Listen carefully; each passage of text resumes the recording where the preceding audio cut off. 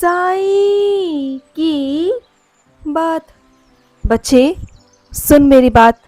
कल की चिंता मुझ पर छोड़ दे, क्योंकि कल तेरा बहुत सुनहरा, बहुत प्यारा होने वाला है मेरे बच्चे। तू नहीं जानता कि तेरे जिंदगी में मैं एक ऐसा हिस्सा लाने वाला हूँ, एक ऐसी चीजें लाने वाला हूँ ना, एक ऐसे रंग भरने वाला हूँ कि तू सोच भी नहीं पाएगा। इतना सब कुछ बदल कर रख दूंगा तेरे जीवन में कि तुझे अभी लग रहा है ना कि बाबा कुछ नहीं हो रहा, तुम निराश हो, हताश हो, तुम्हें नहीं समझ आ रहा, तुम्हें ऐसा लगता है कि बस बाबा खत्म जिंदगी, बस अब नहीं हो पाएगा, अब मुझे जीना ही नहीं है। बहुत सारे मन में सवाल आते हैं ना। तू चिंता बिल्कुल मत कर, बिल्कुल मत कर मेरे बच्चे। तेरे जीवन को मैं ऐसा पलड़ा पलटूंगा ना कि तू खुद देखता रह जाएगा कि बाबा ये क्या किया आपने और ये कैसे हुआ। तू बस देखता जा मेरे बच्चे, सिर्फ देखता जा। तेरे जीवन की पटरी मैं जगह पर लाऊंगा। तेरे जीवन में जो जो तूने खोया है ना, जो कुछ तूने खोया है, वो सब तुझे वापस मिलेगा। सब कुछ तुझे वापस लाके दूंगा मैं। तुझे ना मैं कुछ नियम देने जा रहा हूँ, उस नियम का पालन तुझे करना होगा मेरे बच्चे। और वो नियम क्या है बताऊं? वो नियम ये है कि तुझे 21 बार 21 बार हनुमान जी को चोला चढ़ाना होगा। 21 बार। चाहे तू पूरे साल में चढ़ा, चाहे तू महीने में चढ़ा, चाहे तू हफ्ते में चढ़ा, वो तेरे ऊपर छोड़ता हूँ मेरे बच्चे। उसके लिए मैं तुझे बांधित नहीं करूँगा, वो तेरी इच्छा है। लेकिन 21 बार कर, फिर देख, हनुमान जी की वो कृपा होगी तेरे ऊपर, वो कृपा होगी। जो तेरे ग्रह नक्षत्र बहुत दिनों से खराब चल रहे हैं ना, बहुत साल हो गए हैं तुझे मेहनत करते करते, और तुझे लगता है कि तुझे परिणाम ही नहीं मिलता जिसके तू काबिल है, जिसके तू लायक है। क्योंकि तेरे अंदर ना बहुत काबिलियत है, तू बहुत आगे जा सकता है।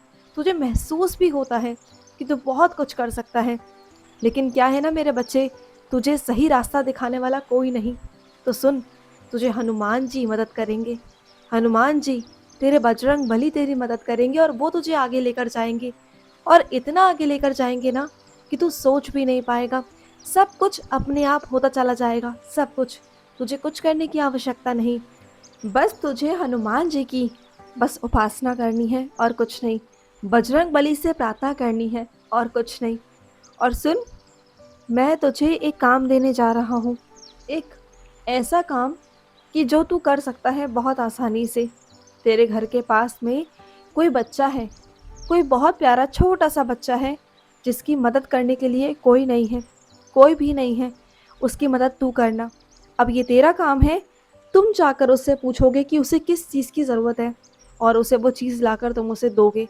और वो चीज़ उसके बहुत काम की है, वो बहुत काम की। हो सकता है कि वो पहनने ओढ़ने की हो सकता है कि वो शिक्षा की हो, तो कोई भी चीज़ हो सकती है मेरे बच्चे। लेकिन ये ध्यान रखना कि उसके लिए वो बहुत उपयोगी है। ये तुम बहुत ध्यान रखना, ठीक है? और सुनो, अभी अपने घर का काम मत छिड़वाओ, अभी थोड़ा रुक जाओ। एकदम से सारी चीज़ें मत करो। अगर तुम्हारे पास इतना आ गया है कि तुम काम करवा सकते हो, ठीक है, मान लिया। लेकिन अभी फिर भी रुक जाओ, अभी रुक जाओ, क्योंकि इतनी हबड़-तबड़ ज़रूरी नहीं होती मेरे बच्चे। कुछ कामों में धैर्य रखना बहुत ज़रूरी होता है, बहुत ज़रूरी। और तुझे ये समझना होगा, हर बार हबड़ा-तबड़ी में, जल्दबाज़ी में काम नहीं किए जाते। कुछ चीज़ों के लिए रुकना पड़ता है, सोचना समझना पड़ता है। मैं तुझे आगे बताऊँगा ना, कैसे-कैसे और क्या-क्या करना है, ठीक है? और सुन, तेरे कार्यस्थल में ना बहुत सारे लोग ऐसे हैं जो तुझसे जलने लगे हैं। उन्हें लगता है कि तुम बहुत आगे निकल रहे हो धीरे-धीरे कर कर, और वो इस चीज़ को लेकर ना परेशान हैं कि उन्हें बहुत मेहनत करते-करते वक़्त हो गया, बहुत साल हो गए। लेकिन तुम आए और तुमने सबके मन में अपनी छवि बना ली। तुमने सबके दिल में अपनी एक जगह बनाई, अपनी मेहनत से, अपनी चीज़ों से। वो तुम्हारा अपना स्वभाव है, तुम्हारे वो अपने काम करने का तरीका है। लेकिन दूसरों को समझ में नहीं आता ना मेरे बच्चे। दूसरे तो ईर्ष्या करते हैं। उन्हें लगता है कि ये ऐसे क्यों? इनके साथ इतना प्यार क्यों? और इनसे कोई कुछ कहता क्यों नहीं है? उनके मन में बहुत सारे सवाल आते हैं, और वो जानबूझकर ऐसी हरकतें करते हैं कि हमेशा तुम ही उनका निशाना बनो। कोई भी अगर गलती होती है, कुछ भी होता है ना, वो तुम्हें पकड़ने की कोशिश करते हैं। लेकिन तुम घबराना नहीं, तुम बिल्कुल मत घबराना। तुम अपने काम से बहुत आगे निकल जाओगे। तुम जैसे काम कर रहे हो वैसे करते चलो। किसी पर ध्यान देने की आवश्यकता नहीं कि कौन तुमसे क्या कह रहा है, कौन क्या नहीं कह रहा। जलने वाले जलते रह जाएंगे, ईर्ष्या करने वाले ईर्ष्या करते रह जाएंगे, लेकिन तुम्हें आगे बढ़ना है। तुम्हें किसी की बातें नहीं सुननी, हमेशा आगे बढ़ते चलो, ठीक है? और सुनो, तुम्हें लग रहा है ना कि तुम मासिक धर्म से हो अभी, और तुम मेरे कृष्ण की अभी सेवा नहीं कर पा रही हो, है ना? मन में बहुत सारे सी उलझने हैं ना कि मैं कैसे करूं अपने लड्डू गोपाल की सेवा, मैं कैसे करूं? तो सुनो, इतना परेशान मत हो। तुम्हारे लड्डू गोपाल किसी को अपने आप भेज देंगे अपनी सेवा लेने के लिए। बस तुम्हारे मन में वो भाव होना चाहिए कि तुम्हें अपने लड्डू गोपाल की सेवा करनी है। फिर देखो ना, वो सारा इंतज़ाम खुद ही कर लेंगे। वो खुद ही किसी ना किसी को बुला लेंगे अपनी सेवा के लिए। तुम उनकी चिंता कर कर परेशान मत हो, बस तुम भाव रखो। मैं तुमसे हमेशा ये कहता हूँ कि तुम ईश्वर के ना बहुत बहुत करीब हो, बहुत करीब हो तुम। तुम्हें मेहनत करने की ज़रूरत नहीं, तुम्हें सिर्फ ईश्वर से लौ लगाने की ज़रूरत है। तुम्हें ईश्वर से रिश्ता बनाने की ज़रूरत है। तुम्हें ईश्वर के आगे प्रार्थना करने की ज़रूरत है, अपनी बातें उनके आगे कहने की ज़रूरत है, अपने मन की बातें, अपनी इच्छाएं, अपनी चीज़ें। फिर देखो कैसे पूरी करते हैं वो। तुम्हारे अंदर के भाव ही तुम्हें ईश्वर तक लेके जाते हैं। तो फिर तुम बस ज़्यादा कुछ मत करो, सिर्फ उस ईश्वर से प्रार्थना करो। देखो सब कुछ मिल जाएगा। तुम जो भटक रहे हो ना, भाग रहे हो जीवन में, कुछ नहीं होगा उससे। जब तक ईश्वर का हाथ तुम्हारे सर पर नहीं होगा ना, तब तक तुम आगे बढ़ने में असंभव हो जाओगे। और जब अगर ईश्वर का हाथ तुम्हारे सर पर आ गया ना, तो तुम चलोगे क्या? तुम तो छलांग मार दोगे और ये दुनिया देखती रह जाएगी कि ये क्या हो गया। हाँ, और सुनो, कोई तुम्हारे साथ हिसाब किताब में गड़बड़ी कर रहा है, तुम्हें बेवकूफ़ बनाने की कोशिश कर रहा है और तुम बेवकूफ़ बन रहे हो। तो बेवकूफ़ बिल्कुल भी नहीं बनना है तुम्हें। तुम्हें ध्यान रखना है और तुम्हें पूरा पूरा हिसाब खुद से भी करना है।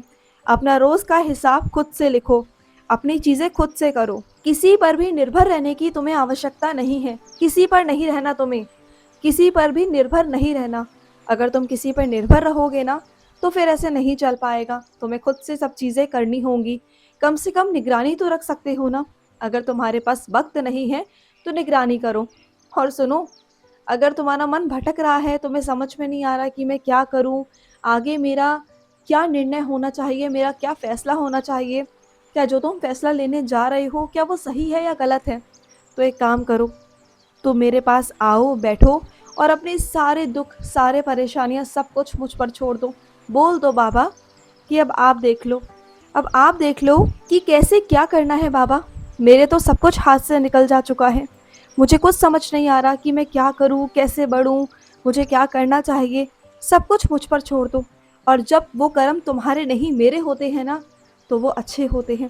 और ये बात तुम बहुत भले बातें जानते हो मेरे बच्चे, जानते हो ना? तो फिर, और सुनो, तुम्हारा शुक्र थोड़ा सा खराब हो चुका है मेरे बच्चे। तुम्हारा वैवाहिक जीवन थोड़ा सा डगमगा रहा है ना? ऐसा ही हो रहा है ना तुम्हारे और तुम्हारे पति के बीच में? तो तुम घबराओ मत मेरी बच्ची, बिल्कुल मत घबराओ।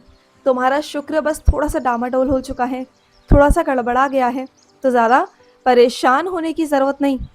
तुम्हें सिर्फ और सिर्फ क्या करना है, तुम्हें हर शुक्रवार को सफ़ेद चीज़ों का दान करना है। जैसे तुम दूध, दही या फिर मिठाई कुछ भी कर सकती हो, जो भी तुम्हारे बजट में होता है, जो भी तुम्हारे हिसाब से होता है, वो तुम करो, ठीक है? पर सफ़ेद चीज़ों का तुम्हें दान करना है, ये बात ध्यान रखना। धीरे धीरे कर करना तुम्हारे जीवन में बदलाव आना शुरू हो जाएगा। तुम्हारे पति के मन में बदलाव आना शुरू हो जाएगा, तुम्हारे प्रति प्रेम आना शुरू हो जाएगा। तुम चिंता मत करना, सब कुछ अच्छा होगा, सब कुछ बहुत अच्छा होगा। भरोसा करती हो ना अपने बाबा के ऊपर? तो बस अटूट विश्वास रखना।